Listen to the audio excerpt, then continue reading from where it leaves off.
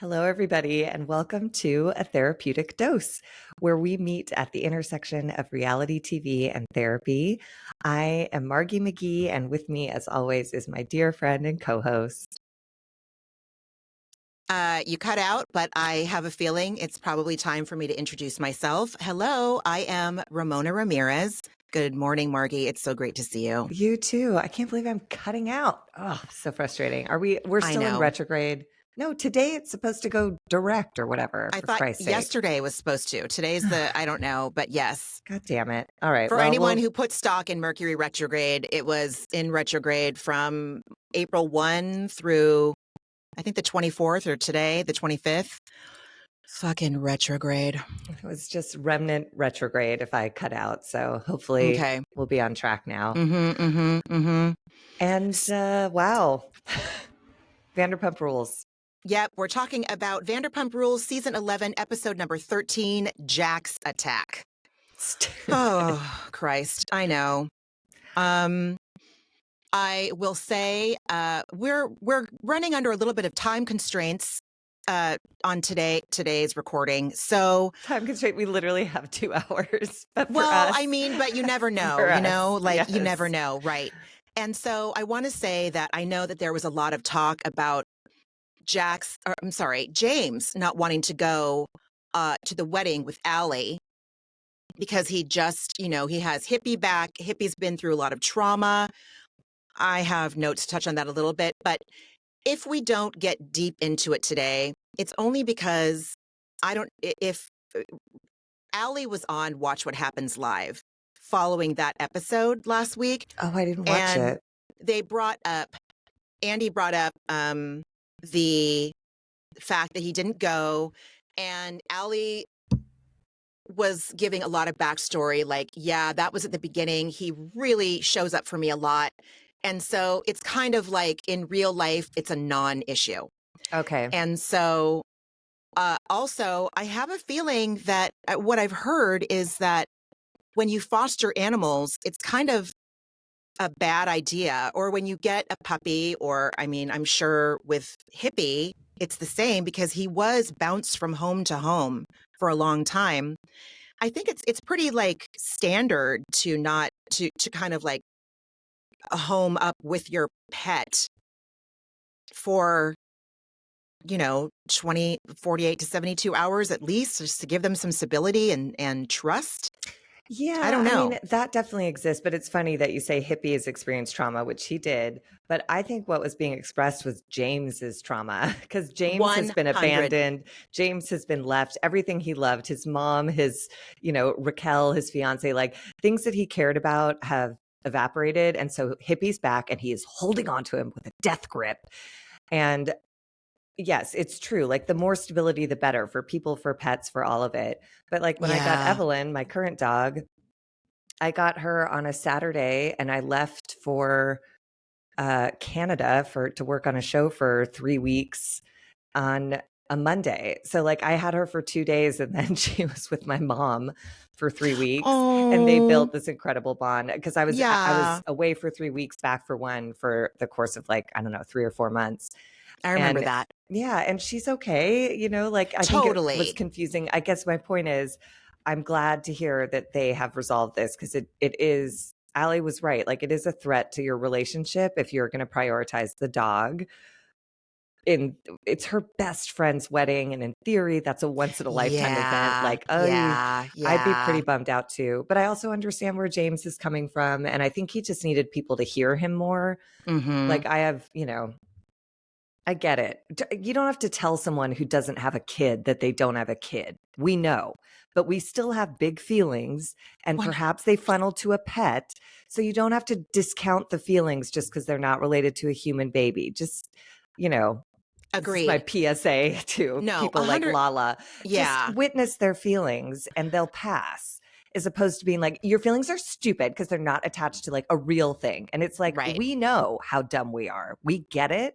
But it doesn't change the fact that the feelings like are that big and that deep. And surely, like in James's case, they're related to things outside of the pet. So just be 100%. A friend, Lala. Right. Right. Like, I get it. I get it 100%. And I felt the same way. I feel the same way. He is projecting his own trauma onto his relationship with his dog. And again, I hate to use the term if it's hysterical, it's historical, because I feel that using the word hysterical is doing just what Lala did. It's negating somebody's feelings. I validate every single thing that James was talking about. And it was extremely clear to me that he was layering it onto the relationship with the dog. But I mean, I'd be okay if at some point I get to a fever pitch saying like, I don't trust anybody when talking about like leaving my dog in daycare. I'm okay if you tell me. Oh, you cut out again. Oh no, okay. Mercury retrograde. I'm just saying if I get to the point where I'm crying saying I don't trust anybody when I'm talking about putting my dog in daycare for a weekend, I'm okay if you go like, that's hysterical. Like it is a bit, it's a lot, but it's just leaving out the element of like, well, I have kids. It's like, ugh. Yeah, like, that was, I know, dude. We know it's not about yeah, we had a whole fucking episode about your sperm party last weekend. Yes. And it's, it is a bigger, like, I get it. Like if it comes to, if we're on a drowning cruise ship, we're all going to save your child first. Like, don't worry about it. But this is like, James needed some kind of support that was not being offered. And he was trying to relate by saying like, you look for babysitters with a certain kind of care. And that Lala just took that in the wrong direction. He was just trying to say like, I love something and I worry about it so much that it's making me come undone. Yeah. And she was like, well, I dropped my kid off with a stranger, Rand's house. And it's like, ugh, okay. Yeah, okay. And she's just layering her shit on it. Yes, she's got to find a way to cope with the fact that she has to do that. And that's what she's been doing this whole season. It's so interesting you say that. Everything that comes up, she's always just, nobody's listening to her apparently in her life. So like anytime someone has a big feeling, she applies however that big feeling is coming up in her own life and overrides whatever they're trying to express. Like there's room for all of it, but she doesn't let there be room. She's soft, Margie. Oh, I'm sorry. Soft. Yeah, you're right. She's soft. It's her She's soft in her season. Soft era. God. The era, right. She can via con Dios, Lala. There. Caught myself. So that's what there was a lot of energy on the dog, but I saw her say that. And so I figured that would maybe help us, pull back on going off on it for 20 minutes, which we already did. Which we are wont to do, which we just did. Exactly. Oh, and I noticed in last week's episode that if there were times when I was talking over you, Margie, considerably, it's because we cut out. But it's just, I didn't know that when I was editing it. Likewise. Who cares? No one needs to hear about my tech issues. No, we're just people talking. It's all We're just fine. People talking. Right. I do appreciate the fact, as someone that is not very compelled by alcoholic beverages any longer, I love the trend and upward swing of availability of non-alcoholic cocktails. And the fact that there is an entire store dedicated to it, of course there is, because we're talking about Los Angeles. I love that. In Oakland, there is a liquor store that I love. Beautiful, beautiful liquor store. And to call it a liquor store just seems derivative. It just doesn't seem like it applies. And they have some real estate dedicated to non-alcoholic offerings, and I appreciate it. I mean, it's huge down here. We had a Steak Mates dinner this week, and we went to a restaurant, and nobody in Steak Mates really drinks usually because it's like a weeknight and it just doesn't make any sense. And there was this huge drink menu with like pictures and everything. And we were all like, haha, nobody's looking at that. And when someone picked it up, and it's all mocktails, all of it. They were all and I was like, oh my God, they've devoted like a whole little like piece of art to their mocktail list. So it's a whole thing. Yeah. I mean, there's non-alcoholic gin now, which makes me thrilled. So who doesn't want to sip on something delicious, pretty, and festive, especially with the warm weather coming up? Theoretically, it's freezing in Oakland right now, but we'll see. And this time when we pivoted to Burbank, we were treated with the metro line as opposed to an airplane, which will make an appearance later in the episode, but you know. I feel like that Southwest like air pattern is its own character in this season. It should have an opening moment where it sloshes a beverage cart at the beginning. Oh my God. This episode in particular got a lot of jet stream attention. It was pretty great. Oh my God, that would be hilarious. I look forward to it. Oh my God, please make a video of, yeah, we need to do that. We need to do that. No one else do that. Guy and the Southwest plane. Totally. Oh man, if only I knew how to do that. So we have Allie, James, and Jax, and I can't remember even where this scene took place. Were we back at Sir at the brunch? It's in James and Allie's backyard because it opens with James like dropping a beat for Allie. That's right. Then Jax arrives and James drops a new beat for Jax. So I don't know. This was Jax. I really hate Jax and I really hate Tom Sandoval. And I was never more aware than in this episode how very similar they are. Sandoval did a great job of playing the part, trying on the personality of someone decent for a lot of years, but he failed abjectly and now he is Jax. And so I was like really overwhelmed this episode with just so much anger and discomfort that like people like this exist in the world consequence free, it seems. So oh God. Yeah, and Jackson's energy, it was such weird, intense energy when he arrived on the. He knows how to be on camera. Like, why was he so fucking crazy when he walked in the gate? It's progressive. Your toxic coping mechanisms. And again, I am not going to diagnose either one of these men. I will just say they remind me of the people that I know who are narcissistic and are narcissists. All of our things get worse if we don't rein them in with therapy or some sort of recovery or unpacking of it, hopefully with someone that can help you do it. Or a book, something, a podcast. If you were to listen, there's myriad good therapists out there that have podcasts.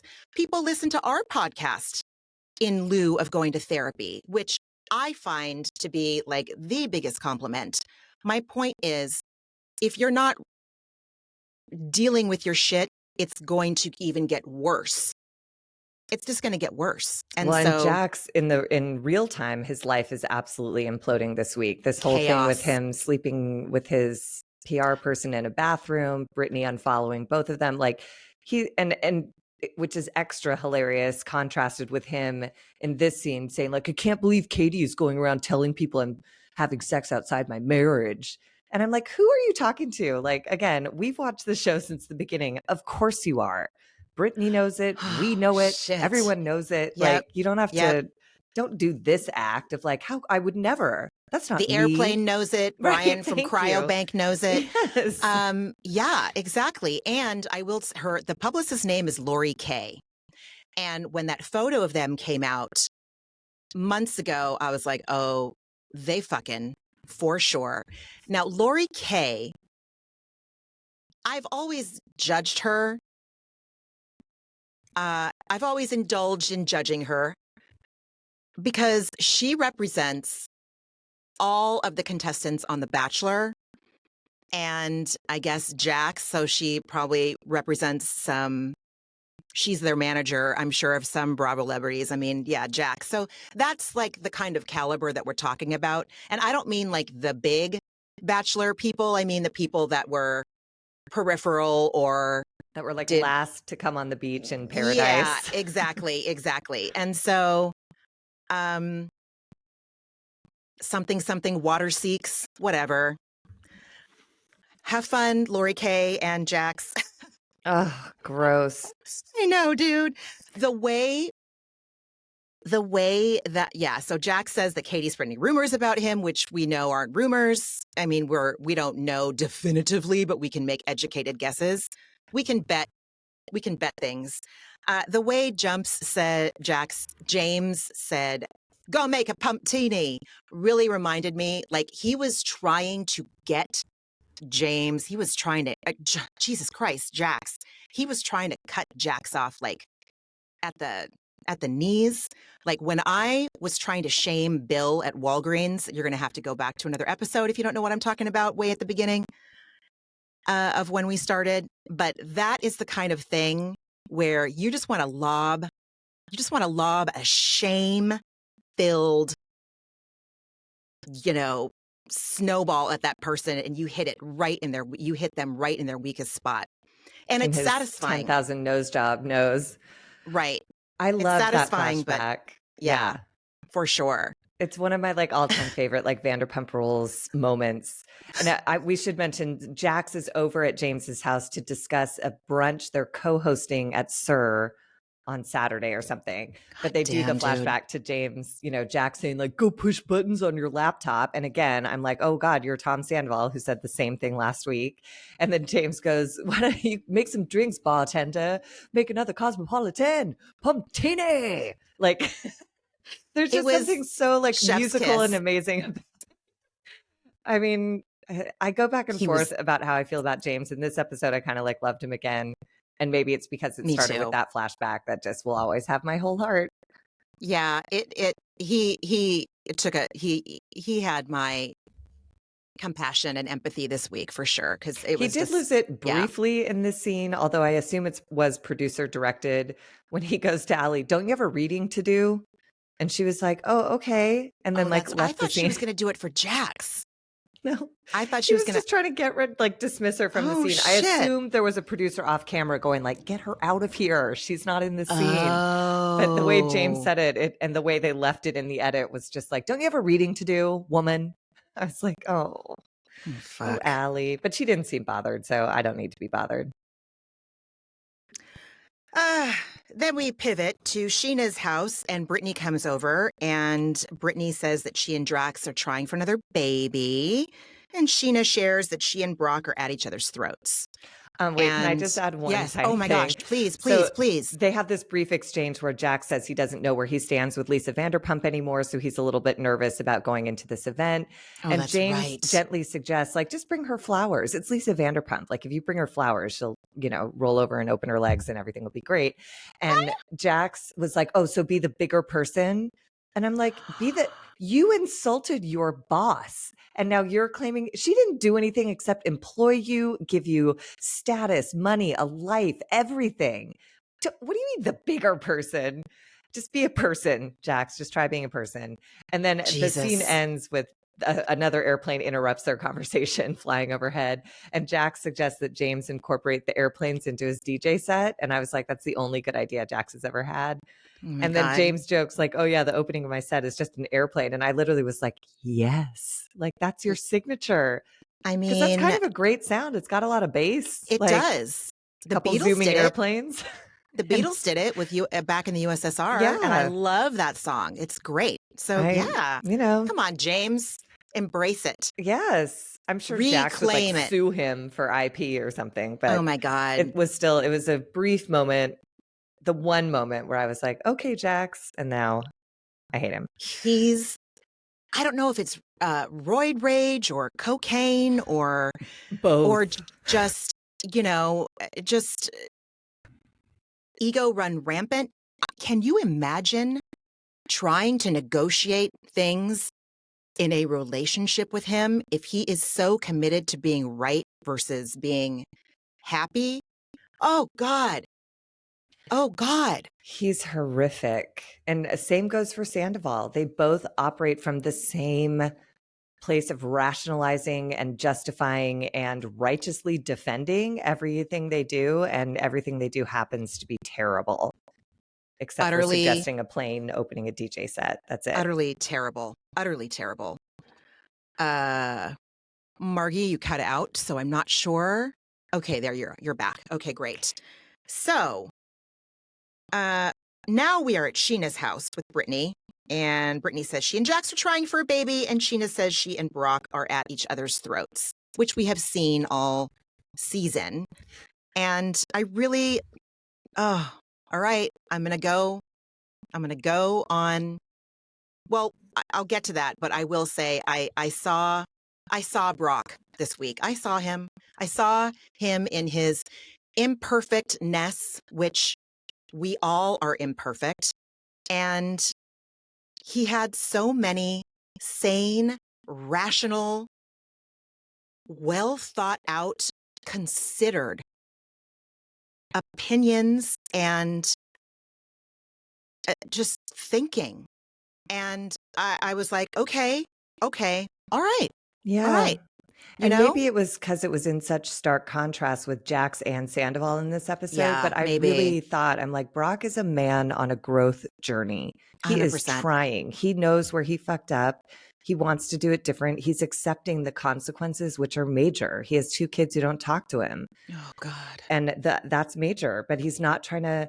I really appreciated him when he said, I just need to keep working to do better in my own life, and hopefully they'll open themselves up to having a relationship with me. Can you imagine if our dads did that instead of saying, you're my daughter, you owe me? It's like, well, no. You have to earn anyone's trust and respect, even your own kids. Even your own thank kids. You for modeling right. that, Brock. Yes. Oh, God, Margie, you're absolutely right. Well, that's not anything I ever thought that I would be doing in my life, is comparing Brock to my dad. The dad I want is Brock Davies. Fucking A, as we live and breathe. For today. It right. can change at any minute. I also did want to note that this whole season, poor Summer, or maybe she loves it, like every scene she's getting her nails done or her hair done or her face beat. Sheena was like putting mascara on her at the top of the scene. I was like, this child is just never not like in a full face. And it makes me like, she's so cute and so patient. So maybe she really enjoys it, but maybe Sheena's talking about how like we're at each other's throats. So she's like putting mascara on oh my God, her baby girl with a little pink cast. Oh my God. Yeah. Oh, that kid's so cute. The scene just made me feel bad. It just felt bad and trapped. It made me feel a little bit like both of these women. I don't think Sheena is trapped. I believe that she is definitely, I feel for her with her OCD and her intrusive thoughts and her anxiety. A lot of shit gets kicked up when you become a parent. And I was not prepared for that. And it humbled me like nothing else has. Talk about being cut off at the knees. Mm-hmm. I was humbled, so fucking humbled. And I can appreciate where she's coming from. And yeah.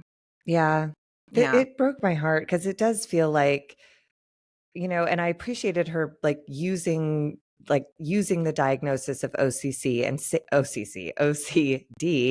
and using the phrase intrusive thoughts. And I appreciate the editors following that thread throughout the episode. So we can see when Lala's like, oh, haha, I'm calling my husband. And like she and Brock do a little bit. And you see Sheena, like, it's not funny to her. Her brain interprets it in a certain way. And it's not a well place in her brain, but it doesn't rationale doesn't apply when you're managing a mental illness. And she did a great job of managing it, but and I appreciated her, name checking Zoloft and talking about how it worked for a month, but it made her too tired. And I just want to remind everyone, or at least in my experience, it required a lot of different trials of different brands of antidepressants, different dosages. Like it took me a long time to find the one that worked, but when I found it, I touched down in a whole new freedom that I encourage everyone to seek, because it's a fucking gift to have a pill that balances your brain chemistry. You don't have to do anything. You're not failing if you're depressed or anxious. You need fucking a vitamin, or, like the way you would give your body a vitamin it's deficient in. Your brain needs support, and it takes a fucking minute though to find the right one. Oh my God. I mean, I'm nodding so emphatically along with what you're saying that my neck is going to fall off. I loved that she brought that up. I have taken Zoloft and I have experienced the same thing where you're just so fucking tired that you're like, what the fuck? And you can't function. So you might not be feeling as bad, but you're also just slogging through the day. And I will piggyback on what Margie said, on what you said, Margie, and I will add, yes, was also my experience. It can take a considerable amount of time to find the right medication, the right antidepressant, the SSRI and SNRI, other types of medications, and norepinephrine reuptake inhibitor. Oh yeah, that's the SRNI. But I've even had differences between the brand version and the generic. You're the one who told me that. I was having trouble suddenly with the antidepressant that had been working for a decade. And you were like, did they switch you to generic? And they fucking did. Yep. And they switched it back. And I was like, okay, it makes a difference in my body. 100%. They were trying to save me money. God bless them. But like, I'd rather pay the $10 extra rather than zero and have an effective treatment. So me too. Absolutely. Absolutely. And yeah, it can take a whole lot of time to find one out. And the thing that sucks about them, and the reason why some people don't like to stick with taking them, is because, you know, these medications do have side effects and they don't always feel good. A lot of times they dissipate, sometimes they don't. But in that first 6 to 8 weeks, maybe even 3 months, while your body is adjusting as you titrate up, find the right dosage for your brain chemistry, it can be a real fucking ride.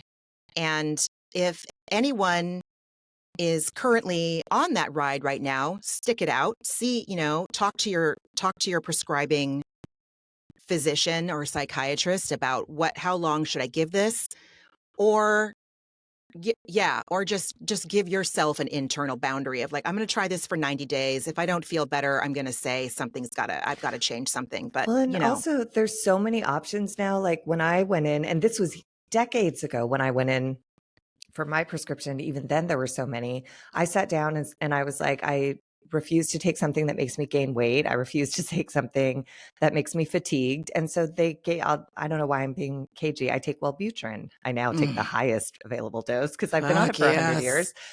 But that exists, you know, like and it works for the type of depression that I have. That requires sorry, that speaking of depression, my dog is crying from my bedroom. Feels so bad. She feels left out. She's my antidepressant. Sorry. Shout out Evelyn. Anyways, I really appreciated the scene. It was really raw. And however, raw on one side, Sheena was amazing. Brittany had a chance to relate to Sheena, to share experience, strength, and hope, if you will, as Sheena was talking about the fear of Brock cheating on her with a nanny or with Lala. And Brittany could have then said, you know, just so you know, I'm with someone who's actually acted out on that behavior. And if you want to know what to look for, I can tell you. And what I see in your husband is not that. So, you know, but instead Brittany she offers nothing. And she just goes, you'll be fine. You'll figure something out. Oh my God. And I was like, you'll be fine. You'll figure something out. She's crying. She's talking about OCD, paranoia, depression. Like, what? How dare you? After Sheena started this whole scene saying like, we're best friends. I was like, that's not a best friend. That was dismissive and shitty. I did not care for it, Brittany, but I don't care for your husband. So our choices are not the same. I wrote, Brittany gives the worst advice in air quotes or in quotes, because it was that kind of thing where I think I've talked about this before. You know, we made a point when Leo would hurt himself or be scared of something or be crying when he was little. We had this discussion, I think, before it even happened. I was like, I am never going to tell my kid, it's okay, because what I'm doing in that moment is I am the one uncomfortable with my kid having feelings. I'm going to validate, oh my gosh, did you fall down, honey? Was that scary?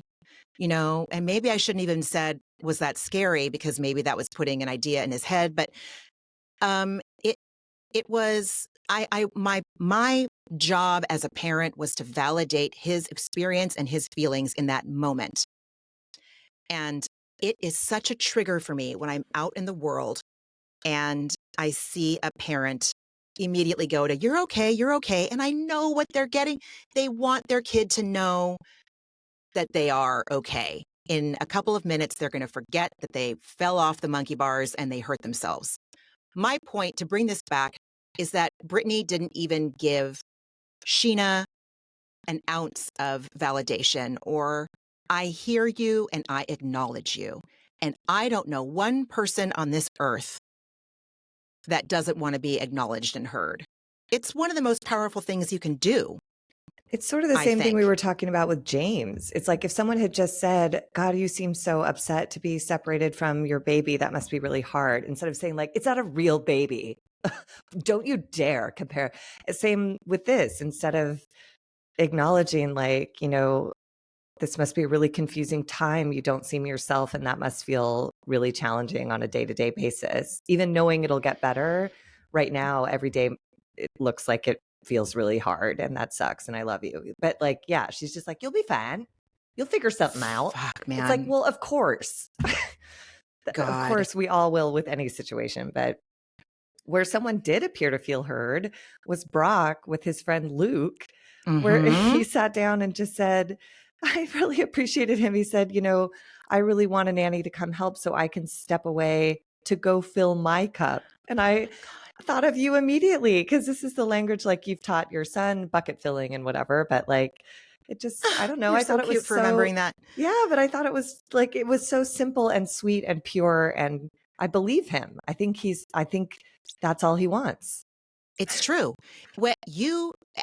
We all deserve to feel resourced, and we all operate from our highest selves when we are resourced. And especially as parents to a young child, and especially, you know, Sheena has a lot going on that she is sorting out right now that is coming up for her again, which came up as, you know, because she became a mom and she's mothering a young kid. And so it is a lot, and everyone needs to feel resourced in a situation like that. I fucking loved it. That was, if we're going to talk about this in terms of sports analogies, MV fucking P, peak MVP. For both of them. His friend Luke like didn't try to talk him out of it. Oh, I know. He just sat there and really heard Brock struggle. And Brock said that he wants a career. Like Sheena reduces it kind of to like, he's a man and it's this old fashioned thing. And Brittany does the same thing. Like, yeah, Jax, when I made more money, he was mad and we fought all the time. And I'm like, that's because Jack's a bad person. Brock is much more nuanced. He's saying he wants purpose. He wants to contribute to making better lives to all of the people in his. It's a bigger deal. It's not about money. With Jax, it probably is. But with Brock, something much deeper is going on, and filling my cup, you know, I thought was sort of, you know, I don't know, just sort of encapsulates the bigger issue. And I thought it was sweet language. I like Brock and Luke. There, I said it. I loved it. And they are two, you know, men that if you were to go on first impressions or not know them, they're just two like guys that look like all they care about is working out and macros and gains and, you know, boneless, skinless chicken breast, you know, like meal prep. They look like meal prep guys. And they weren't. And I feel, you know, we get also later on in the episode when they're at their anniversary dinner, you know, it sounds like Brock became a father when he was 19. I will remind everybody that our prefrontal cortex, corti, I don't know what the plural of cortexes, his was not fully formed when he became a father, which is what I'm assuming. It sounds like he was very, very young. And we can be doing our best then, but obviously he's gone through a lot of work and he's very different now. Where the fuck was I going with this? I had a distinctive point. I lost it again. Oh no. I mean, I will say I remain like a tiny bit conflicted about that because, you know, I'm Team Brock. I love him so much, but I also, you know, the mother was 19 too. And she didn't have the choice to go away. She has 2 children and no help and no money. And it sounds like, you know, she was on the receiving end of him not being a grown up in a violent way. And like, if she were my family member, I would be like, but truly, I respect and admire Brock's growth. And what makes him so lovely now is that I truly think he understands what went wrong, how it went wrong, and how to change it. And we see that at the pool party. He could have hit Tom Sandoval in the dick and everyone would have been on their feet cheering.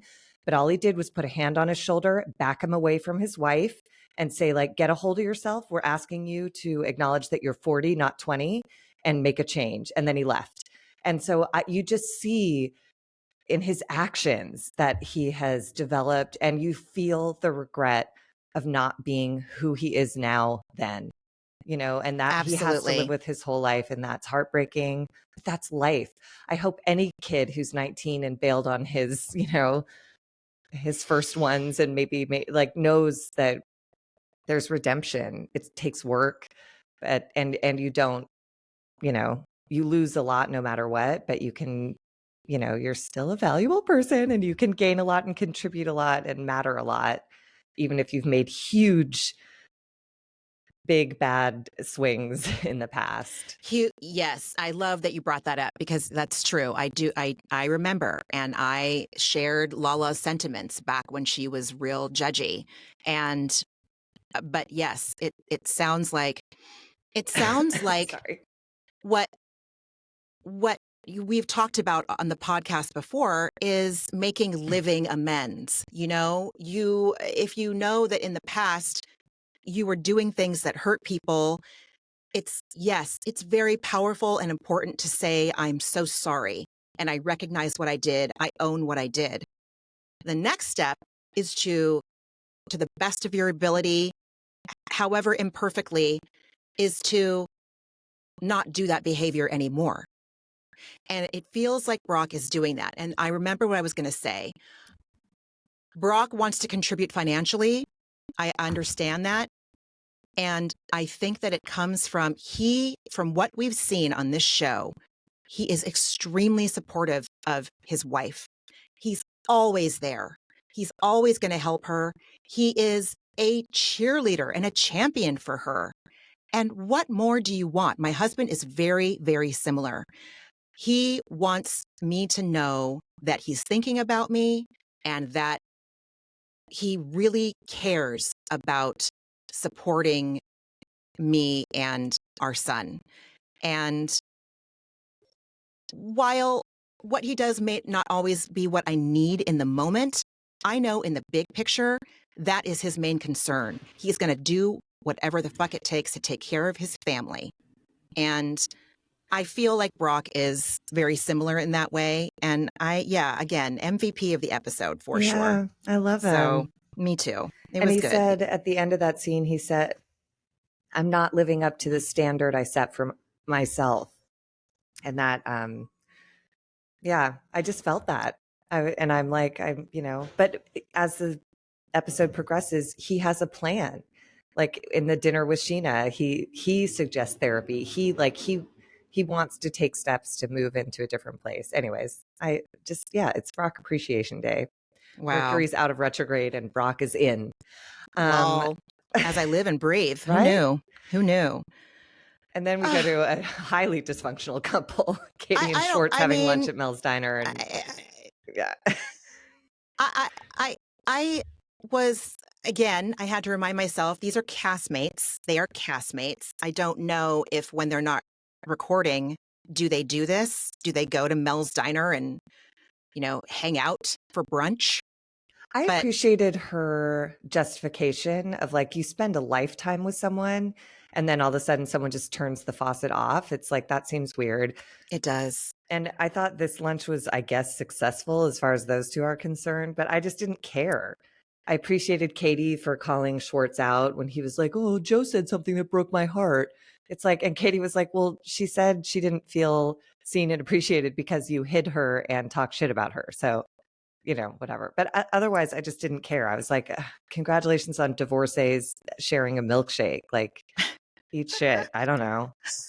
I don't know what kind of mental gymnastics / math Schwartz was doing at the end of that scene when he thinks that Katie dating Tori was a way to get closer to him. I was like, I think dude. he's just trying to be like cute and funny and take the Yeah. focus off of the head job he did, the job he did on Joe's like mental state. I think he's just trying to shift the focus and be like, I think Katie still loves me, don't you? As opposed to letting us focus on, you moved Joe in with you, treated her like shit. And then she said, these are the things I need. And you said, go to hell. And she said, we shouldn't hang out anymore. And now you're presenting it like saying, and so I said, we shouldn't spend time together anymore. No, you didn't. She did all of that work. You did nothing.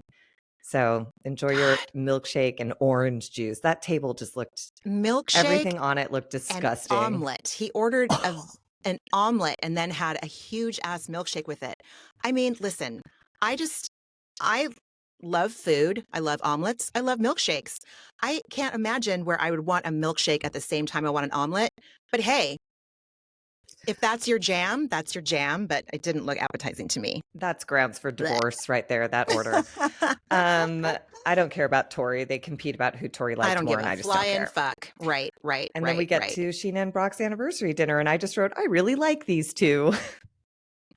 They're so cute. I don't like Sheena, but not based on this scene. I don't like her based on other stuff. Agree. But I like her. I like Sheena as a mom, and I like her willingness to be in a partnership with her husband. I don't know. It was, Brock says no phones, the boombox comes, and Sheena really wants to live stream it or do a reel or a TikTok. And he's like, bruh, can we just like fucking have an anniversary dinner? But yeah, I mean, I don't know. It just wound up being sort of a continuation of the past conversations they'd had separately with their friends, where he says he doesn't know what he's doing now. He's lacking purpose, which is like a huge thing. It's a huge thing. And he's humble enough to say that he's not the main breadwinner, and that makes him uncomfortable. And then Sheena suggests that maybe this is his second chance to be a dad, and he can be the best fucking dad. And as someone with daddy issues, I was like, be a good dad. It matters more than you know. And then he weeps in the moment, and he weeps in his confessional, talking about the things he would do differently if he could have talked to his younger self. And now all he can do is work on himself. And then he says to her, in relation to him saying he wants to seek a career, he says, but I don't want you to think that I want more than our family. And I was like, oh my God, his priorities are just golden. Wow. And then he says to Sheena that he wants to work on the relationship. He says, I want to go to therapy. And then he says, like, the best jock poetry I've ever heard. He goes, I love you, honey. I think we do need help. I want to go to therapy, and I think we'll get there, and I love you. That's what he said. And I was like, that, for whatever reason, I found so moving. Eat shit, Shakespeare. Like, we have Brock babies in the house. Eat shit, Shakespeare. That's hilarious. I loved that when he said that he wasn't contributing, that Sheena was like visibly and palpably in complete disagreement. Like, what? How can you even say that? You contribute so much. You're so available to me and your daughter. I believe that's what she said. And that is what we have seen. And that is what, and you and I, of all people, would not give this man that credit if we didn't see it. And I don't believe it's an act for the camera. It doesn't seem like it's an act. The beauty of Brock is, like, I don't think he's sophisticated enough to act something like this out. Yeah. Right? But I love that about him. I'll take he's earnest. A dumb he's golden very retriever earnest. over like a wily fox any day, Yeah. Yeah. And he acknowledged that he's full of regrets about his relationship with his older children and his past, and he wants to work on that relationship too. And he acknowledged that him getting better is the bridge to that. There is no magic. He has to work for that. And he acknowledges that, and they deserve that. And again, MVP Brock. Yep. This is great. And then, God, it's just whiplash throughout this episode. 100. Then we go to Tom and Tom going to get tattoos and some vintage 90s convertible. I wrote cringeiots, like cringe idiots. I just can't, I don't even know what to do. Like I could barely, I almost had to like burn my house down and move just because this scene aired in under my roof. Like them in that car together, I couldn't, it was so embarrassing. Wasn't it so embarrassing? Margie, my vagina self-sealed. Now, I have no sexual attraction to either one of these men, but just I was so repulsed and repelled, and I wrote poser alert. Now, it's not the fucking Mustang's fault. That car is fucking cool as hell. I would love that car. They diminish it though. They reduce its curb appeal by a million. Exactly. I just, because it's inauthentic, like everything both of those morons do. I don't believe you even knew what that car was. Someone in production said it was cool, and Sandoval was like, "Let's get it when we take you to get your tattoo, and I'll wear a tank top and max headroom glasses and bite my lower lip and move around." And oh God, I'm gonna hop into the car like Dukes of Hazzard. Oh God, he is such a fucking poser. He is such a fucking poser. And speaking of posers, and listen, I don't know this tattoo. I don't even want to call it a tattoo parlor or a tattoo salon. This was like a tattoo. I don't know. And I feel like I'm going to get on my high horse right now, and I'm probably going to be a dick, but I'm used to a certain type of tattoo artist.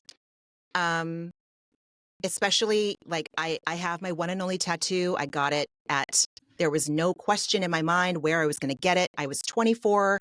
I went to San Diego and I got it at the same place where all my friends went. It was the one place to go where the tattoo artists, you knew they were fucking great. My husband is, for all intents and purposes, sleeved. His most recent tattoo was done by the guy that did mine, who reminded me of my grandpa, by the way. Shout out to Juan Puente. And just the fact that the tattoo artist was wearing a shirt that said tattoo logic, period, it was just the most boring design. And my husband's also a designer. And so I'm used to good design. And it was just, I don't know, but I was judging. I was judgy. I was judging. The two scenes, this one, Tattoo Logic and Face Gym, could have happened in the exact same place. If it were a TV show, it would be the same set and they would just redress it, because it's just like two places that are going to go out of business in 3 months. And, you know, there's just nothing going on there. Nothing of like artistic value or community interest. There's just nothing to keep those businesses alive.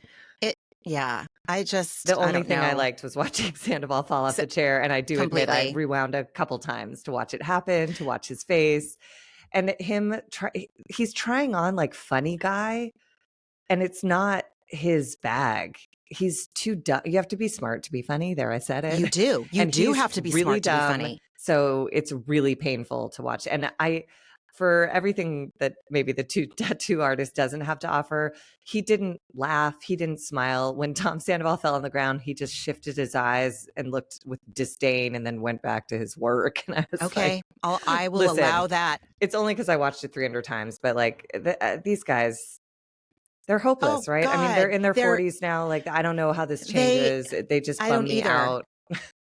It's not going to change until it's not working for them anymore, or until they can't stand themselves. Yeah. And it looks like right now they're both, it's working for them in some way, shape, or form. You're and right. Again, like Schwartz says at the restaurant, I'm assuming Schwartz and Sandy's almost killed him. Yes. And Sandoval is still trying to push him to move in. And it's like, take no for a fucking answer. Listen to your goddamn friend. If you care about Schwartz, you are not going to browbeat him into moving in. He doesn't care about Schwartz. He doesn't care about anyone except himself. And that is on full display this season. And it's relentless. There is not a moment where he cares about anyone or anything outside of himself. It's so gross. Repellent. Yeah. And repugnant. And then we go to the face gym, which is just such an LA institution where they're like, we're doing cardio by massaging your face. And now we're going to do muscle building. It's like, no, you're not. You're just like, it's nice. You're not. It's like a nice facial treatment. Like, let's not brand it. Why do we have to brand everything so hard? Just like get a facial. Anyways, this is James. You cut out, so I'm not talking. Oh, I'm sorry. Okay. Yeah. This is James. Oh, sorry. Go ahead. No, we cut out, so I wasn't talking, just in case you were still going. So God, I'm sure I was. No, that's great. You're allowed to. We have a podcast together. That's what we do. Is we have a conversation about these people. We do. But Face Gym is like the last place that I need to be like over talking. We basically just get the introduction of James, the notion that James does not want to leave the dog with anyone but his brother. His brother is unavailable to take the dog while Allie's best friend is getting married. And so he is refusing to go on that trip. And he kind of overtalks her and shuts her down a little bit here, claiming that he just got Hippie back and now is not the time. And clearly in this scene, I was like, something else is going on, because I'm like, what is it? Is he worried about a biting liability since Hippie's not trained? But Hippie's been in all of these group settings, all of these parties. Like, that's not it. And so that's when I started wondering, I'm like, what is going on? And then by the time he has the full breakdown at the party, I was like, oh, all of his abandonment shit, all of his when you love something, it leaves you shit is front and center, and he's not completely able to manage it. Absolutely. Agreed. I was just like, these young collagen-filled faces getting so good. I know. When it was done, they were both like blissed out and glowing, and I was like, oh, you beautiful people. Yes. Agreed. And then we have a short scene with Ariana and her partner Dan on FaceTime, and Craig interrupts her workout to come in to get an armful of supplements and ask her how much longer she's going to be. And I was like, just really? I'm sure it was producers, but just maybe. But I mean, just even Tom's assistant is like an arrogant, passive aggressive asshole, because he interrupts her and he's like, how long do you think you're going to be? Because Tom would like to get in a workout at some point. Oh my God. Let's just remember, Ariana's not even sweating, because that's a joke at the end of this where she's like, oh my God, I'm starting to sweat. She could not have been in there for more than 15 minutes. So don't give me this at some point as if she's just like going hard all the time in Tom's gym. Idiots. Oh my God. Poor Dan. Dan's not going to go the distance. He's a really nice soft place for her to fall during this breakup, but like, they're not a match, right? I see nothing in between them that makes me curious about. I think he's good for right now. There could be something we don't know. I'm not sure. I didn't like the fact that when she did make I know it was a joke, but when she was like, I don't know, maybe I'll break a sweat, and he was all, I was like, dude, don't do it. It felt, I know, I acknowledge it wasn't body shaming, but it felt like it was like, I hear you. Out of context and in anyone else's mouth, it would have sounded bad. But I could also see myself having that same instinct of going like, well, like I don't think he overthought it. And she received it well. She did. And again, she did receive coming it well. Off of Tom Sandoval. Totally. If that's the level of abuse, like I'm sure she's like, you know what? That's fine. If you're going to say I'm not sweating enough, as opposed to I'm disgusting and you have to fuck me in a t-shirt kind of thing. Like, this is fine. And You're she 100% looks amazing. Right. She does. And he knows that. He's not a dummy. I think he is. Isn't his career something fitness? He's a trainer. He's a personal trainer. Okay. Yeah. And you can totally see Tom saying something like, I mean, you didn't really work out because you didn't break a sweat. You didn't lift. Fuck you, douche. And now we go to brunch at Sir. And I thought this was really interesting. So Lisa Vanderpump is seated with Guillermo and asking why Jax is co-hosting a brunch at her restaurant after he's talked so much shit about her publicly. And Guillermo lies. And he says, I didn't know anything about this. And then shortly thereafter, he gets caught in this lie when James says, like, oh, yeah, Jax has been bugging me and Guillermo for months about this. And I was like, I don't know. This, again, the adult child of an alcoholic awoke in me. And I was like, oh, everyone's afraid of Lisa. And they're changing their stories and their behavior and their attitudes to match hers. She doesn't like Jax. And so Guillermo is going to choose to also not like Jax and pretend he's was never aware that this event was happening. It's such a gross, creepy dynamic. And all of the men are like that. Like James becomes an adult child of an alcoholic, like trying to manage Jax, who's an alcoholic, up against Lisa, who has alcoholic personality tendencies, even though she's surely not an addict, but she is a workaholic and a, earnaholic. I don't know. This whole opening moment just made my skin crawl a little bit. I wonder, well, the part that made my skin crawl the most was watching Tom Sandoval in that fucking outfit come walking down the street and walking in like he was the hottest shit on the planet. I cannot stand. On someone else, that outfit would probably be okay. But sir, you are no Chris Pine. You are no Harry Styles. You are no, God, someone hosted SNL recently that had a really great suit on that was like a 70s suit silhouette, and I just loved it. But Sandoval, because he is completely manufactured, he looks like a dick. He is a jackass, and fuck him and his sartorial choices because they are manufactured and they're not authentic. And I fucking can't stand that guy. Yeah, he wears it like he's in a Delia's catalog or something, Yes. like it would look really genuinely like cool and fashion forward on anyone else, but he just looks like a fucking moron. Back to the LVP thing and these men acting like little boys around her, I wonder if that contributes to the fact that she has a more soft spot for them than she does the women cast members, or if she's just drinking the misogyny Kool-Aid that capitalism and men have shoved down our throats, since the beginning of time. I wonder if that's part of it. It's because interesting. You're right. Yeah, no, go ahead. No, Guillermo is a grown-up that we don't see. Like, he's a legitimate grown-up. As far as we know, listen, maybe he's just got the salt and pepper hair and, looks older, but maybe he's just arrested fucking development too, like Jax and Sandoval and Schwartz, James, TBD, and I don't think Brock. But yeah, I wonder if that is part of it. They play into that with her. Yeah. Well, and she sets up the dynamic. Like, let's not forget, she is the boss. So whatever dynamic she sets up, they fall in line or they lose their jobs. And they all know it. Yeah, and also, right. Lisa does the thing. It's that old school feminism thing. It's the lean in vibe of like, be one of the guys, just be in there with them. So she pulls that attitude of like, fuck you. I don't need you. Get out of my fucking business. And it's like, and then they're like, oh, Lisa. Huh. And Jax, weirdly, in this scene, he pulled the like, I'm sorry if I said anything out of pocket. It's like, it's on camera and it was horrible and it got you fired, along with a number of other terrible character defects of yours.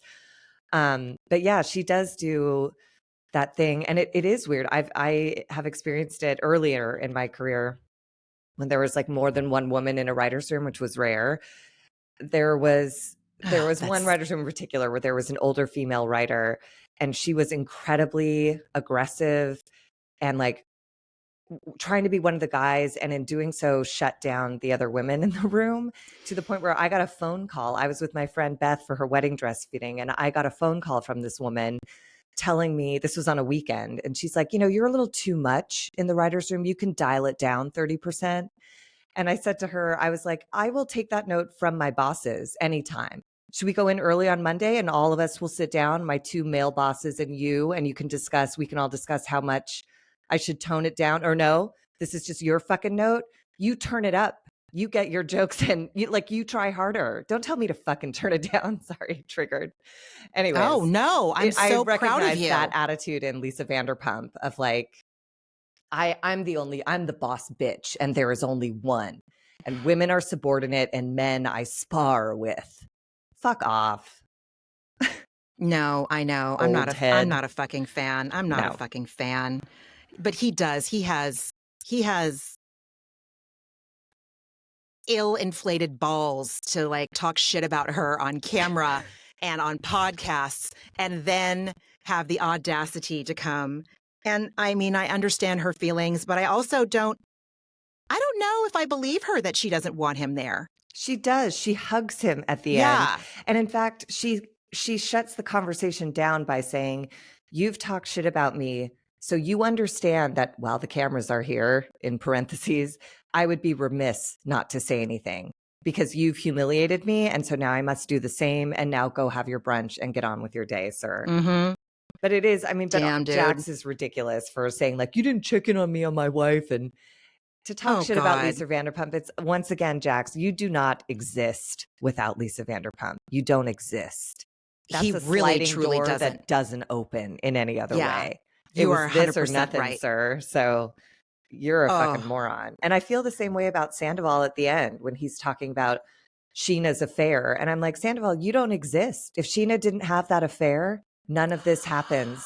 That affair is the origin story of your life. That affair bought you your house. That affair bought you your stupid band. That affair bought you your name. That affair bought Scandival. You've been immortalized in pop culture history because of that affair. Don't fucking talk shit about that affair. Don't talk shit about Lisa Vanderpump, Jax. Don't talk shit about Sheena's affair, Sandoval. Neither one of you are anything. You're dust without these women.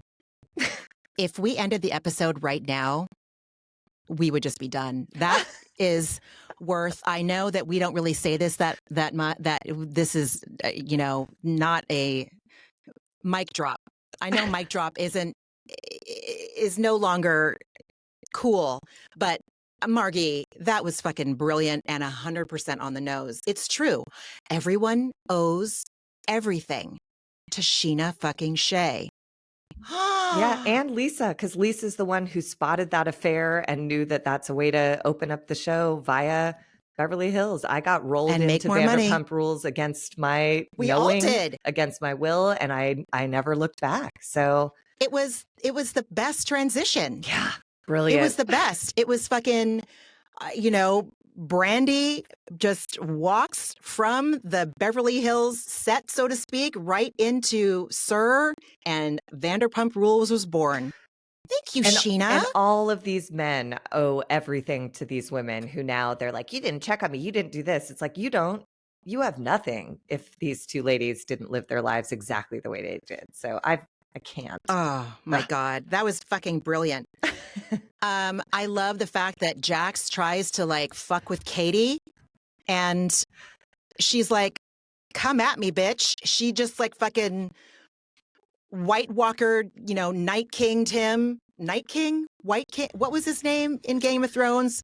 I don't know anything about Game of Thrones because once the White Walkers disappeared after the first episode, I was furious. And so I watched because I had to, and I learned nothing. And I know no one. He just the white, that's just one of my favorite gifts. Like, what you got? What you got? She's like, yeah, that's what I hear. Fuck you. No one is fucking with Katie Maloney no more. And I loved her for saying in her confessional, whenever someone has to talk about how much they've changed, they haven't. It's like, if you have to tell me how good you are, you're bad. Mm-hmm. It's the Brock Davies effect. He doesn't talk about it. He just behaves in a way that you're secure that he's a good person. Jax, I'm insecure when he's on my TV screen. I can't imagine what it's like to be up against him in person. You're right. I can't wait for him to like clear the set anytime he's on screen. Jax tells Ariana that Schwartz is, considering moving in with Sandoval. I don't think from what we've seen in these scenes that that's accurate. He's made it Schwartz clear, which is not Ramona clear. Mine would be, hell no, that's a terrible fucking idea. $6,000. I don't own this house. Get the fuck out of my face.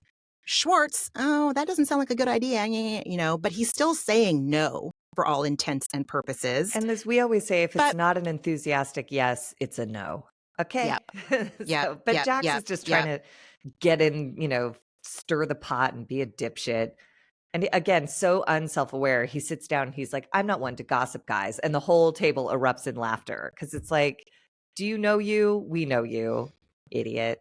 And God. Ariana doesn't react. She shrugs and puts a napkin over her body, which like God. I related to. When you wear a cutout dress and you don't feel great in your body sometimes, you just got to cover up with a napkin. Maybe she was protecting herself from Jax because he's not safe. And Yeah, you're right. She His just glare, wanted to. his gaze, just, whatever. He's just so.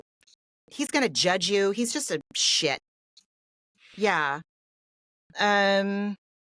James asks Sandoval to come to the pool party and calls him out on sounding like a fool. But he did it. This is where James is a man in progress too. Like he invites everyone to this after brunch pool party, including Sandoval, and takes the opportunity to say, look, man, I don't wake up mad at you. And I don't think as men, we need to go down this path any further. And Sandoval condescendingly says, like, it's big of you to recognize that. And James looks appropriately horrified. And again, if he'd punched Sandoval in the dick, we all would have stood and applauded. But instead, he suggests that Tom Sandoval consider recognizing how he's acting, because he's like, in 6 months, you're going to look back and regret how you're doing. Like this doesn't look good. And Sandoval looks like he kind of considers it, but like it clearly didn't occur to him. He thinks everyone owes him an apology, and that's what he thought James just did. All James says was like, you deserve to have your ass kicked, but I'm going to choose not to because that's where I am in my life now. And then Sandoval was like, how big of you? Like, oh, God. Oh, my God. Yeah. And he's not, they recorded this, I think that episode, somewhere along the lines, we realize it's getting close to Halloween. And I know James wanted to have one last pool party before the seasons change. Lol, I say seasons in air quotes in Los Angeles. There are seasons, don't get me wrong. I had Uggs, I had a puffer, I had flannel, I had my winter shit. My point is that was the fall. This is now spring. And on all of the podcasts that sent, we have not heard anything from, there's been no rumblings that Sandoval has changed or acknowledges shit. No. And in fact, I think James was like giving him a warning about the reunion. I think he was saying, like, I think you'd be right to recognize your behavior now on camera rather than having to apologize, cover up, defend, whatever it is you're going to do at the reunion in a couple months, buddy. Fantastic. Just. So we pivot to the pool party at James. I can't remember if some sort of public transit went over our heads, such as a plane or a Metrolink.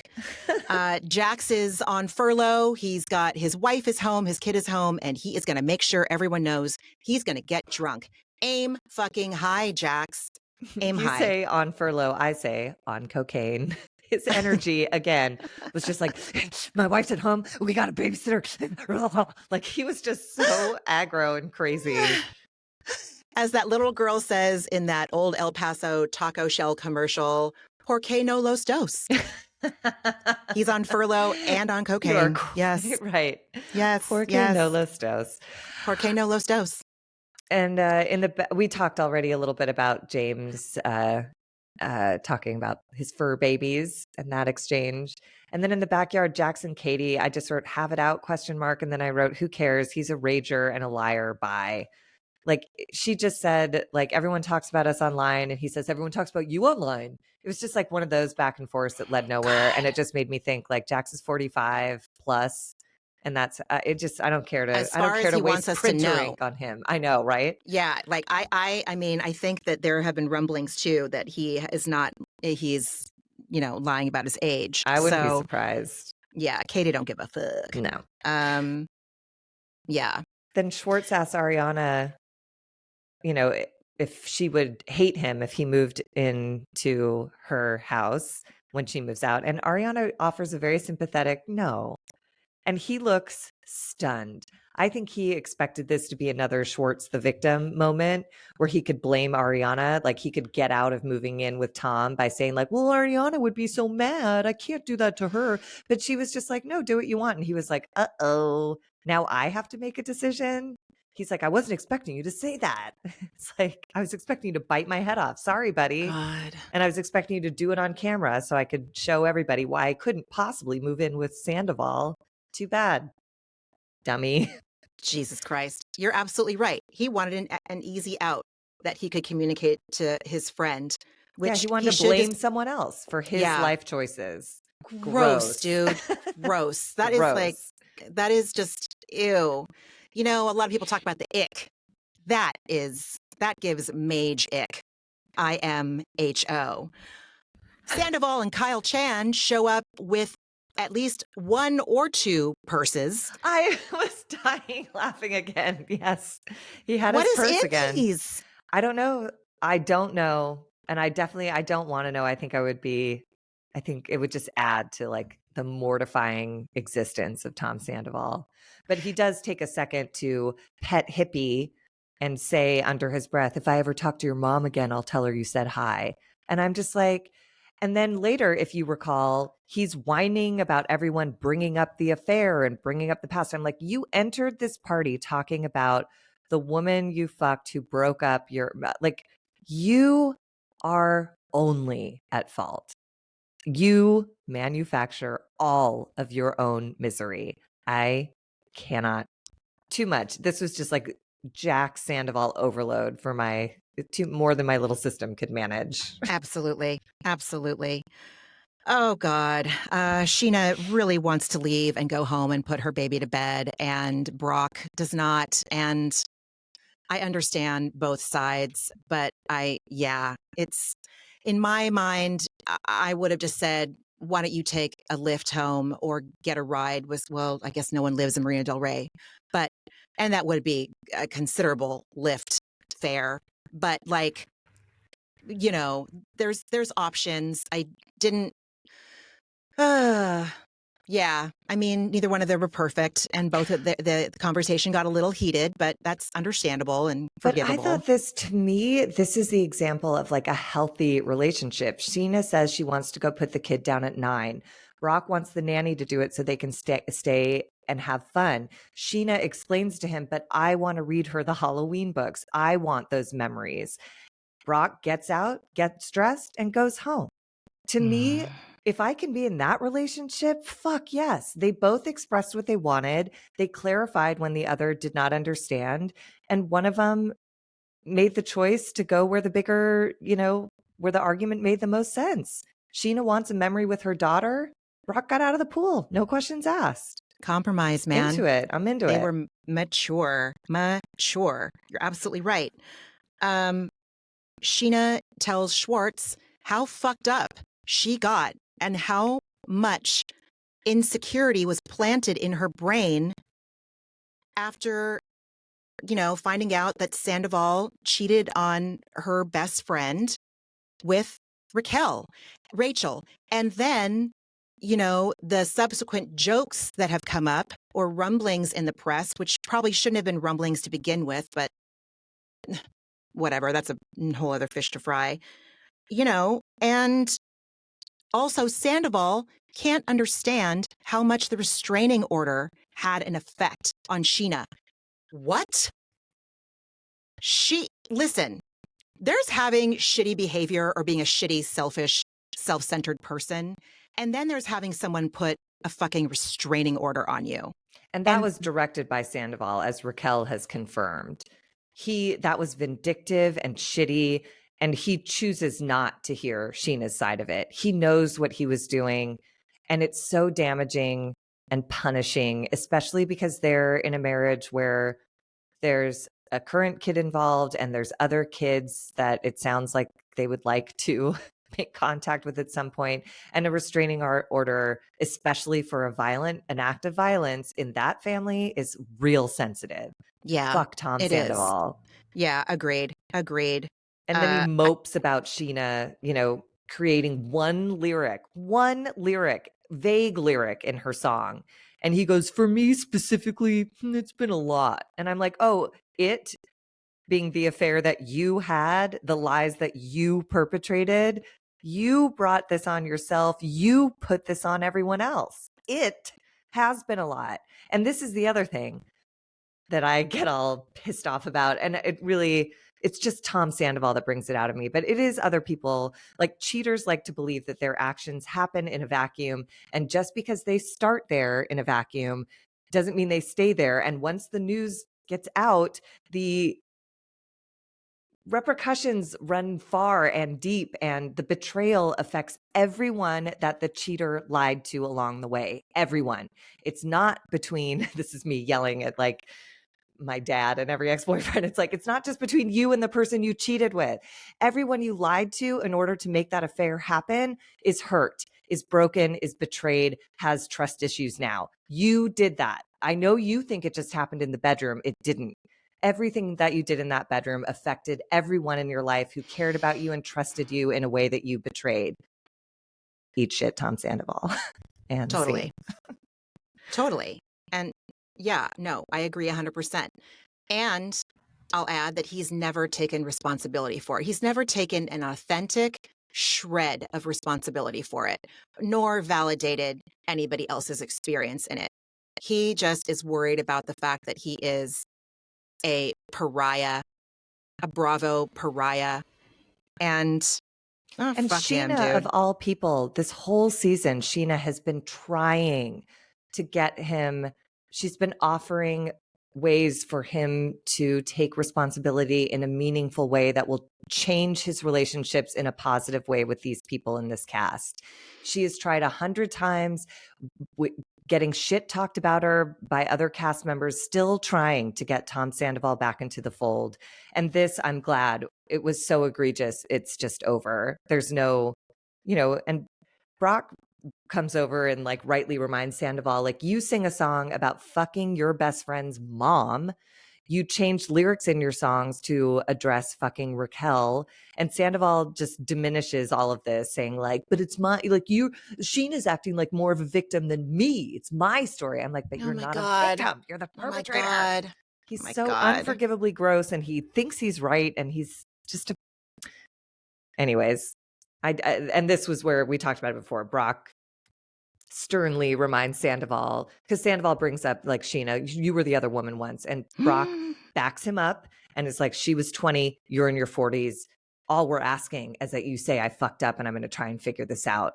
And then he left without hitting him, which I thought was a massive victory. What a disgusting thing to say to a man's wife. Like, I if anyone said that about you, I would punch them. Like, I don't know how Brock like kept it together, and I applaud him for doing so, because that was way out of line. Agreed. And also, at the age of 21, when we saw that scene that we talked about earlier, which introduced us to Vanderpump Rules, Sheena explains now listen, I would have been scared of Brandi had I been Sheena too in that scene, but I don't think that was the motivation for Sheena taking the responsibility that she did at 21 or 22, whenever that scene was filmed. And I also believe her when she said she didn't know this man was married. She didn't know. Nobody knew who the fuck that guy was. We didn't have TMZ in the internet. There was no way to look it up. He said, I'm not married. She got in bed with him, and it's not her fault. Like, she was 21. Have you seen a 21-year-old? Like, give him a break. My God. Agreed. Brock wouldn't have it, and none of her castmates would have it either. Everyone was like, whoa, dude. Yes, whoa. That's right. Lala Apples was like, and no. fucking oranges. Yes. And the last note I have is that Sandoval is, again, constitutionally incapable. At this point, we have no reason to believe that he is constitutionally incapable of being honest with himself and other people. I mean, there's just no other way around it. Defect, because Sheena leaves crying. Ariana kindly goes after her to comfort her, and Sheena's left crying. Okay. And Sandoval stands there defending himself, saying that isn't this explosive affair and the horrendous behavior he perpetrated. Isn't that the past? That was 6 months ago, guys. Fuck. And we're talking about 2006, and you're comparing it to 6 months ago in a cheating scandal that like swept that like international headlines, sir. He had this whole season. Oh my God, please are we close to the end? We have to be close to the end, We right? must be, because they talk about when Ariana was on the phone with Dan, she's like, I see you in less than a week for this party in San Francisco. That is the closing party of the season. You're right. So it will be fucking Sheena debuting her apples to apples fucking song or whatever the hell it's called. How you like them apples, or oranges to apples, or Apple Dumpling Gang. I don't fucking know. Anyway, that reference is going to go over so many people's heads, maybe. It's worth looking up. Yes. Yeah. So that brings us to the end of the episode. They're going to be up in San Francisco next week. I'm excited to see that and see where they go. I think that's the finale, right? Okay. That party. So okay. I'm excited. Yeah, me too. What's coming in its place next? What are we doing? The Valley will stick around. I don't know what comes back. Oh, Jersey's coming back. Sorry, you hate it. Yeah. I can't remember what else is on the docket, but I know Jersey is back in May. Yeah. Okay. Well, I might have to suck it up and take one for the Therapeutic Dose team, dude. Which I will. They're gonna talk about the family issues that are going to come up. Let's do it. Fuck it. Let's do it. We'll see. We'll see what else is available. But like, yeah, it's going to be a good season. And in the previews, the facelifts, oh my God, are so intense. It's good for me to watch again as a cautionary tale. Like, I definitely want to get a facelift at some point in my life, but I want like a deep, plain, lower face. You want some Kristen Wiig work, dude. Thank you. That is exactly what I'm after. I'm not after whatever Teresa Giudice just did. Is like, wowee. She got a facelift? Oh, it's pulled so tight. It's like Jennifer Aniston's new facelift. She was doing so well. Oh my God, the most gorgeous, perfect nips and tucks. And then she recently got a facelift that just pulled it like a little too far. When the lips start to move to where like dimples would be. You see the line right there. Yeah. And it's just like that Joker smile thing. Bit too, it's not even a Joker smile. It's just like the littlest bit too far turns it into a facelift, as opposed to like good work. You got a good night's sleep, and you drank a lot lot of water. Right? Exactly. So for no other reason, I'll watch Jersey for facelift. Okay. What else did you? Yes, I will suck it up I'll start with what I know. Please. I just asked you what did you watch, but this is relevant. I will suck it up for the team, and I will watch Jersey for the very first time, other than just like it's on in the background or whatever. But I've never watched a full season. I will do it. I'm interested and curious. I would not be able to recap or discuss the Valley. I tried. I think I'm halfway through episode 3 or 4. I even had it on when I was doing other things. The behavior from these people is so, I don't like it. I can't even watch it as entertainment, quote unquote. Like, I can't do it. I can't watch the Valley. Worse and worse and worse. Can't do it. It is. Yeah. It's, I watched it, but like it's joyless. It's really sad. It's just joyless. It's a documentary as opposed to like an aspirational reality show where there's something distracting to take our minds off of like the monotony of daily life and the imminent demise of a relationship or two. It's just like, oh man, it's heavy. It does not. It's bleak, dude. It's fucking bleak. It's deeply bleak.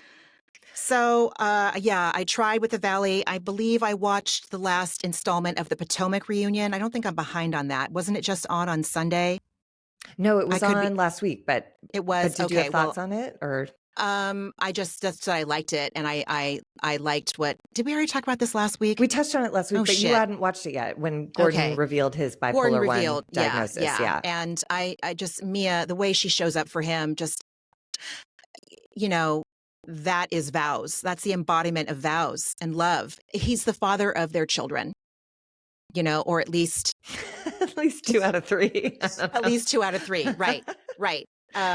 Which I say with no judgment. I'm just saying, like, no. And I think it's been confirmed that it's Gordon's because it was It is. done through IVF or something. Like there was this other guy, whatever. Anyways, I do. The only reason I feel comfortable giggling at all is because I'm pretty sure that it's been confirmed that all 3 kids are Gordon's. Okay. Anyways, who cares? I didn't mean to take us down that road. Please, that's fine. It was good. And then speaking of documentaries, I watched the first installment of season 2 of The Jinx, which I maintain that documentaries are the OG fucking reality shows. And I love a good documentary. This is great, riveting television. And let's see. Did I watch? I watched, this is scripted, but I watched the entire season of Baby Reindeer on Netflix. Oh. Can't recommend it enough. Really? Such a beautiful, terrifying, poignant, riveting like story. And now I want to read. I'm gonna Google the writer and the director and the star of the show. I hope he wrote a book because I really like to read it. But it's so fucking great. Oh, so good. And what else? I thought, a shit ton of, like basketball. Got my heart broken on Saturday night. I know. Woke up depressed on Sunday. It's weird to have that reaction to sports, but like to make it this far and to have them play this team that they've lost to, 10 times before that game. And now 11 times. Game 2 of the series is tonight. And going to have another Laker fan over to watch with me. And, it's just, it sucks. It sucks, man. This is like the part of sports that's hard. I have no skin in this game. Like it doesn't affect my life one way or the other. But to see these people, to see these athletes, and someone has to lose, I get it. But they were so close. And that game, pivoting off of the end of the 76ers Knicks game, which this is why I love the postseason, because those games were games. Like it was who's going to win this? Who's going to win? And it was really great. So we'll see. Oh God. I mean, I don't know. I know that reality TV stars don't really affect my life, but sports actually does. Like when the games are over, I do actually carry it with me through my life because 100%. If Michigan has a bad season, it affects their recruiting and then you go through those down spells. Michigan had a decade of rebuilding years. Every year they were like, this one is a rebuilding year, and then there were 9 of them.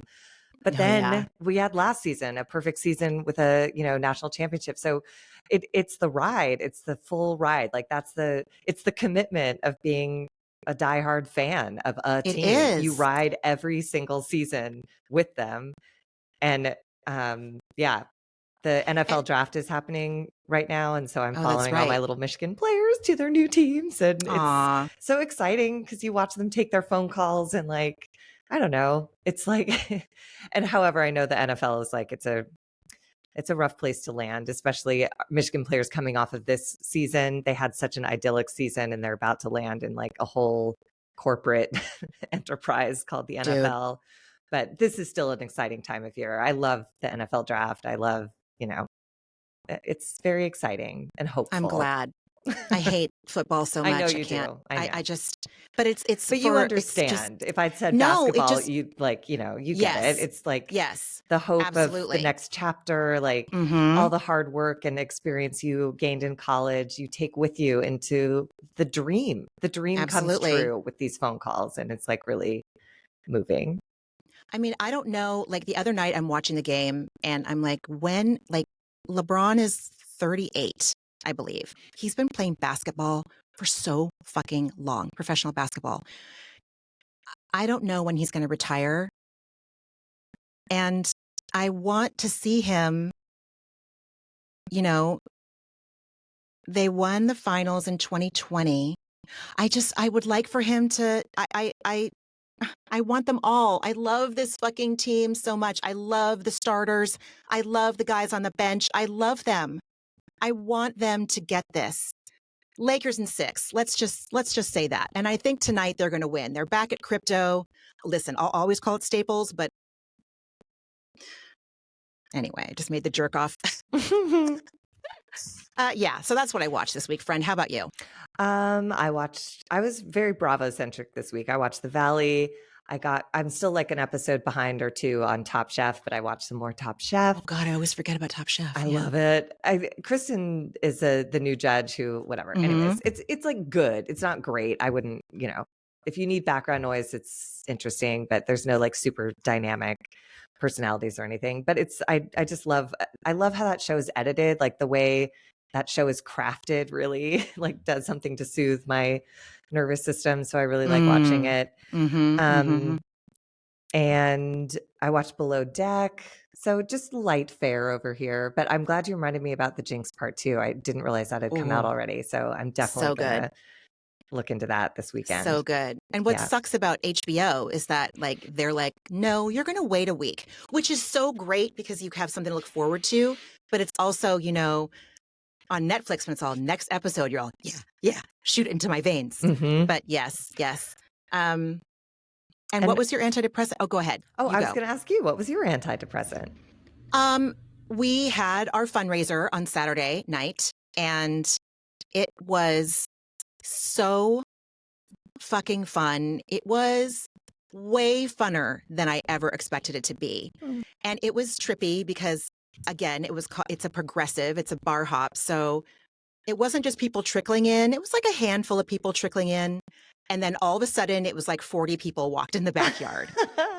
Your brand new backyard. It was terrifying and also really, really super fun. I put a TV in the backyard because I didn't want to miss part of the game on Saturday.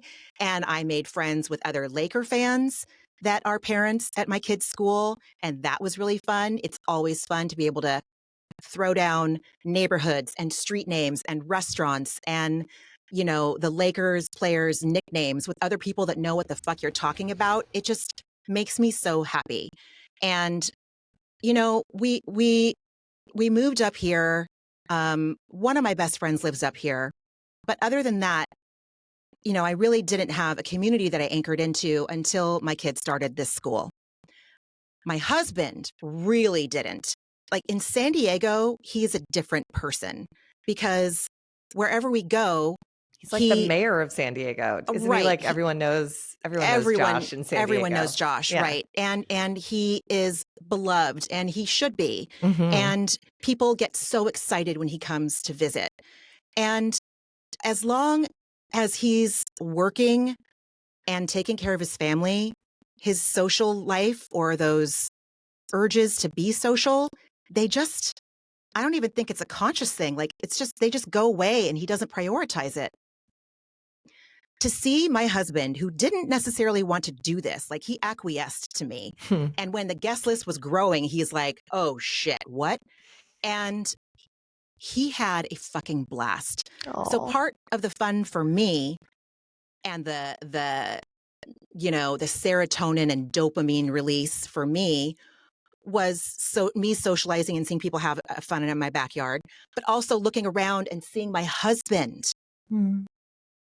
talking to people and like his demeanor, like his socializer demeanor, like his, personality came up and he had a fucking blast and he kept telling me and other people because the people in my neighborhood that we were co-hosting with, they know that he was like, grumble. He was a little Hank Hill about it, like he didn't really want to do this, and now we're just so pumped to entertain more because we saw the backyard like come alive and she really just like shone and it was so fucking fun. So that was my big antidepressant this week was so glad. The party. I'm so it was happy really fun. For you and Josh and your lucky neighbors and, school fellow parents. Like they're so lucky that it was so you fun. guys are so generous to open your beautiful, gorgeous backyard. And I'm so glad it felt like not just an act of service, but it felt like soul feeding to both of you guys as well. Totally. What an amazing little community garden you've built back there. Like it that's was so lovely. Great. And then we were both exhausted for like the next I'm 48 sure. hours. Like I forget how much energy it takes to socialize like that. So yeah, and anticipating it and then plan, coming down from it. Like it's a huge thing that you guys did. That's it was really fun. I'm so glad it was successful on like every level. Thank you, friend. How about you? What was your antidepressant? It's in a similar vein. It's sort of like the new friends vein. And so my old friends, the people who have been in my life like you forever, are so good that I'm not like a no new friends person, but I'm really particular about like letting new people in. And this week I had like a big new friends week. A friend, not a friend. I'm working with a woman, I'm consulting on her pilot. And she invited me to her birthday party. And I was like, oh, please. Like, she doesn't really want me to go. And then I was like, just fucking go. So I drove to her birthday party. I parked and I was like, suddenly I had 100 reasons not to go in. And I was like, you're alone. You literally know only the birthday girl. This is crazy. This is stupid. What are you doing? And then I made a phone call to someone just to be like, here's what I'm thinking. And I'm going to just commit to do the 20-minute rule. So like, I'm just going to say it out loud to another human being. I'm going in for 20 minutes. I'm getting out of my car. And I stayed on the phone with this person as I got out of my car and walked into this party. And lo and behold, I stayed for 3 hours, met amazing people. Like, it was beautiful. They live in Silver Lake in your old neighborhood and with a view of like the observatory at night. Anyways, who cares? So that was like a new friend extended an invitation, and my old self was like, you have enough really great friends. You don't need to go. And like, the springtime in me was like, just get out there and try to grow new things. And it was wonderful. I love that.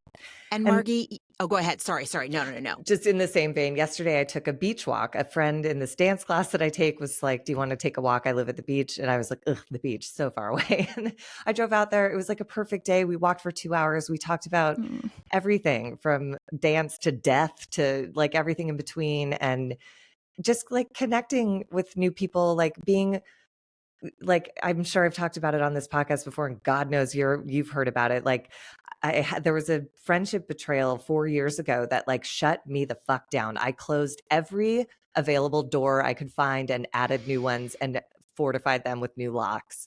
So this week was a big deal to like accept invitations from 2 new like female friends. And I compare them all to you and like my other, close old friends. And so they have a really like hard, they have massive shoes to fill, and they're not even close yet. But like I don't know, knowing that I have good friends with you also gives me the courage to try to cultivate new friendships, because I just know I'm taken care of and loved. And I have, decades of proof of that in this relationship. So, well, now I'm coming back around to like, you're my antidepressant, old friends and new friends. Oh my God. Yes. And you just made my day right now saying that, like the fact that I can give you a sense of safety as you meet new people, which is still, it's never not a vulnerable,